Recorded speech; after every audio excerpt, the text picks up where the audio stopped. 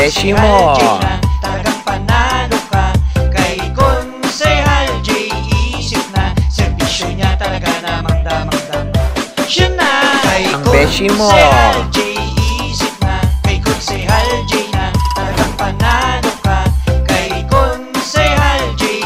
Isip na serbisyo niya talaga namang damang-dam. Siya na Ang beshi mo. Mayat akaorasan ka akong kabaryo, Barangay Sampaloc.